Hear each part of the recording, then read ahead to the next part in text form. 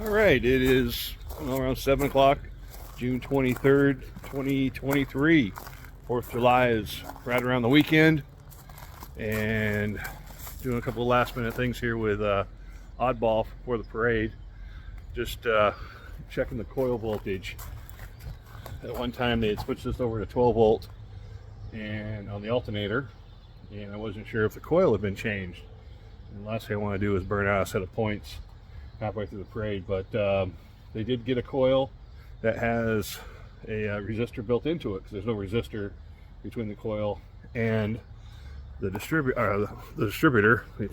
So I was getting about 7-8 volts out of the coil down here to the distributor, but I was also measuring.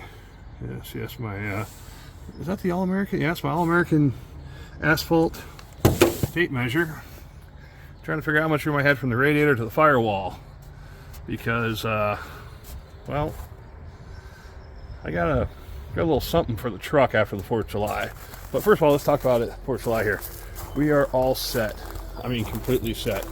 I got all the flag mounts done. Seats are done. Added a couple little things around to support the military. Got the cup holders and the GPS and the GoPro. Thought I even had my little alien from the Little Alien Inn out there in Rachel, Nevada. Let's say flag holders are on. I got the Elks license plate. Got the Terminal Lance. Oh yeah, last thing I am doing is gonna put a ammo can right there. I had an ammo can, but I got to run a strap around to hold it on. Maybe I'll throw some snacks in there. So this side all done. I got some spare nuts and bolts and wires and fuses and stuff in the toolbox, and I got a tool roll I'm going to keep with me just in case. But we're all done here. I mean, it's all ready to go. Top it off with fuel next week. Monday I'll be taking it down to Huntington Beach, and then Tuesday we'll be in the parade. So as soon as the parade's over, bring it back and be starting another journey with a Dodge. Since I have a year before the next parade, I said my back's killing me. So I got a year before the next parade. I do want to make some big changes to the truck. I don't know, you saw when I drove around town, it doesn't quite have the power it needs to run in 4th gear. And I'm not going to change the gears, I'm not going to change the tires, and there's nothing I can do to that flathead motor that's practical. So think about doing an engine swap. Actually, I'm not thinking about it. I'm going to do an engine swap. And I've been looking at Marketplace trying to figure out. I was thinking about one of the 4.3 V6s, a little shorter, but then there, a lot going on there. Cost is a big thing. Fitment is a big thing. And then I come up against if I put too much power in the truck, I got to worry about the suspension, the brakes. It just has drum brakes, mechanic or non-power drum brakes on it. Got those non-directional tires, which I've already spent a lot of money on those, so I'm not quite ready to switch them out for something a little more roadable, streetable. So and I really don't want to change out the axles and then gears and drive shafts and transfer cases. So looking around, I came up with, let me spin her around, show you what I got off of Marketplace. Dun dun dun. There it is. I've already taken a few things off of it, but this is I'm guessing it's around a 1971 to 74 GM 250 cubic inch inline 6 motor. All right, now hear me out.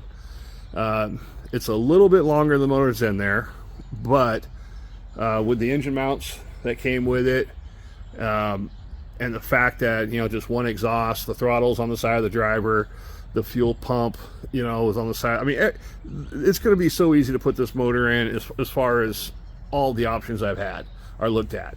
All right, so put a turbo 350 transmission behind it, and for now I'm probably just going to run it right to the rear differential.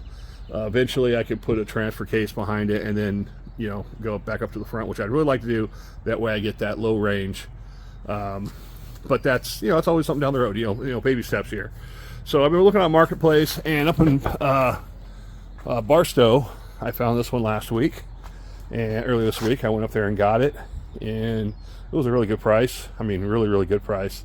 Got it home. Of course, I had to buy an engine stand because I got rid of all the other engine stands I had, and you know, the one I have has another motor on it. But man, I am really, for the price I paid for this, $200. It is, I mean, it is in great shape. I mean, look at that. That is clean. I pulled off the side cover. That is clean. It's got an HEI distributor. Got the starter on there. It's already got the flywheel, 14-inch flywheel. It will bolt pattern for a small block or a turbo 350. I do need a new. This is cracked here for the thermostat housing, and another harmonic balancer because that actually has the pulleys on it. Probably put a new water pump on it, and I need the pulley for that. Alternator, it already had an alternator, so half the bracket's there. I just need the other half to come out here. This carburetor got all bent up, but looking online, these monojets are fairly cheap. I could probably get another one and piece this one together. It's bitching. It's got the linkage right here. You know, I mean, I can't get much easier than run a rod straight into the cab of the truck right there. Single exhaust, right down out. No, you know, no trickery there. I have to try to figure out dual exhaust and clearance with a starter and everything. So I think this is going to be a fairly quick swap over. The only thing, once again, I got to pull the pan off and look at everything, but everything on it looks really good. I am really hoping all I need to do is get a gasket set, tear it down, clean everything up, new freeze plugs. I'll probably put an oil pump in it. Maybe, I don't know if that's a timing chain or gear. If it's geared, leave it alone. If it's a chain, change it, which I'm not sure on that. I have to study up on it. I'm not too familiar with these inline six motors.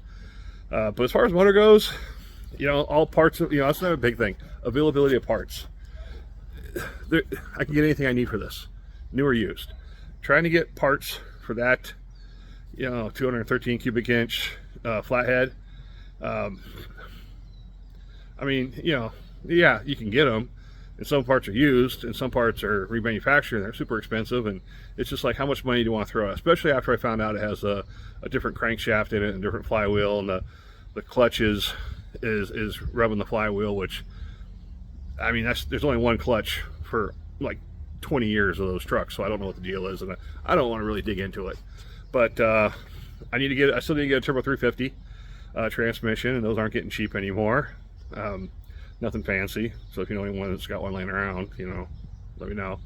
But the tricky part's going to be after the parade, I'm going to pull the Dodge in the backyard and take all the fenders, hood, the front end off, all that, get the motor out, get the transmission out, and while I'm there, I do need to change the brake lines. They're kind of, I couldn't change the hoses because the fittings were like seized together up in the frame, and I didn't want to try breaking them loose, because if I twisted the tubing, then getting in there with the motor in is next to impossible. So with the motor out, I'll be able to replace and, you know, update all the brake hoses and brake lines. Now the master cylinder is attached to a shaft with a clutch pedal that goes into a bell housing. Now I'm going to have to try and see if I, you know, pull all that apart, if I might be able to. It's already attached to the frame on one side and the transmission on the other. I might be able to make a bracket that comes around and stabilizes it. If not, I'll have to put the pedal on the firewall, which is not that big of a deal. It's just a lot more work, and I'm trying not to do as much work or more work than I need to on this. You know, I'm been back to work on my 37. I got the window regulators on it, and I'm kind of excited about getting that finished up, getting the windows completely done, getting rid of those electric windows. But you know, being with the short time I have, you know, a year's a year between parades, but you know, working just weekends and, you know, just, you know, taking a little money here, a little money there, I want to start on this right away. And I'm really glad I got started on the Dodge in August when it was 100-some degrees, because, you know, it gave me, you know, a couple extra weeks here at the end to make sure I had everything all done and ready to go. as of right now, we're done and ready to go. I mean, ready to go. If I started driving right now, I'd probably get there time for the 4th, but I'm not going to do that. So I got a U-Haul trailer. I'm going to trailer it to Huntington Beach. You know, safety first. So that's the update on the Dodge. Oddball, I haven't done much lately. God, look at my backyard. Look at those weeds. Yeah, a little bit of Roundup. But man, it's nice out right now. It's perfect weather. But just want to wrap this up and just give you, I know I haven't posted anything on my YouTube channel in a while, and there hasn't been much to post. It's been ready to go. So I will be doing a lot of stuff during the parade. You know, we got the Elks out there, and downtown Huntington Beach is awesome. You know, I've done this for years, and it's just incredible the amount of people that come out and just flood Main Street. So looking forward to it. Looking forward to doing it again. Looking forward to being with the Elks again, and looking forward to putting them on the internet so y'all can check it out. All right, have a great day. Semper Fi.